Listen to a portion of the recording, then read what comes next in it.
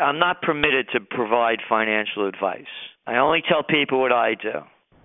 I'm taking my money out of my IRA and out of my retirement, and I'm taking the penalty. Because I lost a lot of money in this MF Global scam. And how did I know, as Ann Barnhart pointed out, that for the first time in commodities trading history, that this kind of thing would have been pulled off?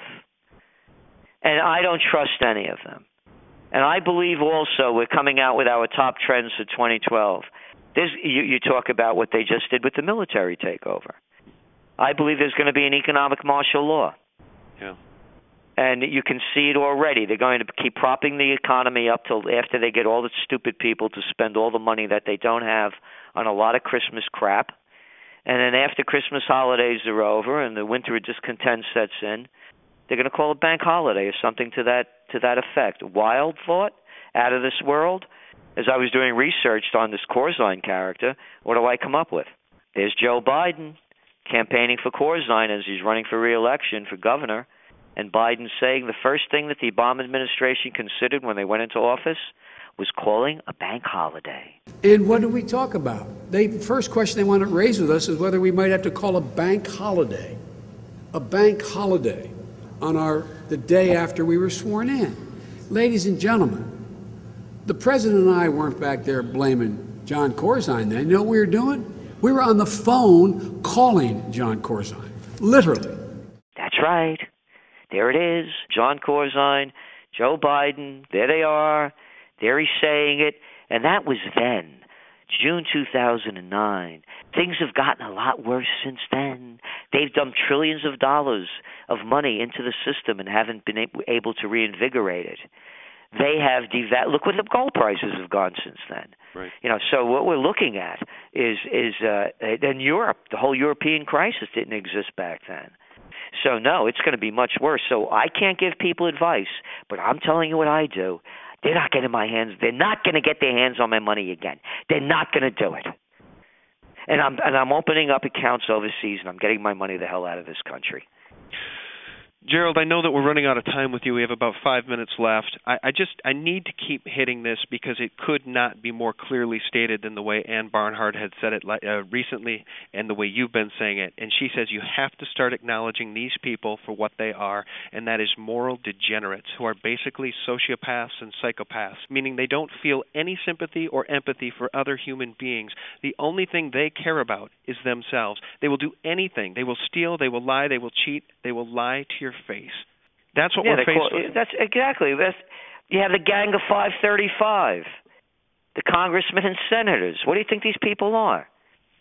They're sociopaths, psychopaths. There's not a lot of difference between the two of them. Well, and for anybody who's doubting any part of what we're saying, look at the bill that was passed the other night, a 93-7 vote, Gerald. 93. Only 7 senators said, oh, you know what? Maybe the American people still have liberty. Maybe the military shouldn't be able to illegally detain an American citizen without right of trial, without being told what the charges are against them. Maybe an American citizen in this country still has the right not to be held in indefinite detention like Guantanamo Bay. 7 senators felt that way, but 93 said, we're with you, Goldman Sachs. Whatever you want to do, we're on board. And then, they had an amendment to that, by the way. And it was taken out. It was taken out, 38-60. Heil Obama. Heil Hitlery. That's what we got over here. Doesn't anybody get it? And what they do is they keep supporting this. And you keep going on. The line is it's so apparent. They just came out with another release the other day. They shows Henry Paulson, again, that guy who was Treasury Secretary under Bush, former Goldman Sachs guy, talking to his buddies, what he's going to do to Fannie Mae and Freddie Mac, hedge fund heads and Goldman Sachs cronies before they do it, so they could cash in on it. It's right there. It's in black and white.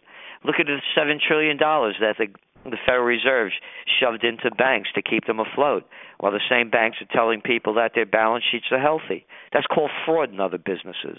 But and we have to stop calling them banks, but when the banks do it, when the loan sharks do it, they're loan sharks. When the loan sharks do it, it's just business. If I were to say something that wasn't true, it would be fraud if I was selling something.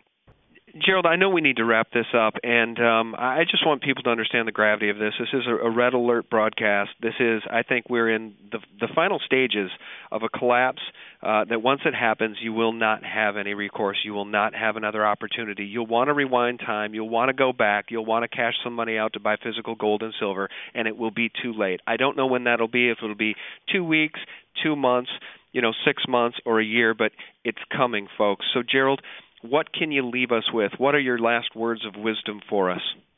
Well, there's this wonderful Hindu saying, when the student's ready, the teacher appears. When the people are ready, the leadership and change will happen. And the people aren't ready yet, and they have to find the truth within themselves. I have my own personal definition of hell, and for me, it's taking that last breath and knowing that you weren't the person who you claimed to be. And we are in a time now that I've never seen in my life. And it's up to the people to make the change. They have to stand up, take action. There's nobody that's going to fight for them. This reminds me of the United States. To me, has become one big Warsaw ghetto. And just as those people there, and there was arguments within the ghetto whether to fight back or whether just to sit there and take it and not to provoke the occupier. And we're at that same situation now. So as I go through the airports, and I refuse to go through those X-ray machines, yeah, me full too. body scanners. I won't go through them either. And as I get felt up by some goon, I look at all the sheeple on lines over there, and as they go through these lines, I envision them walking through the machine and then walking into a cattle car and get taken away. You're right. And that's where we're at right now. And I fear for the future of this country unless the people stand up and take action.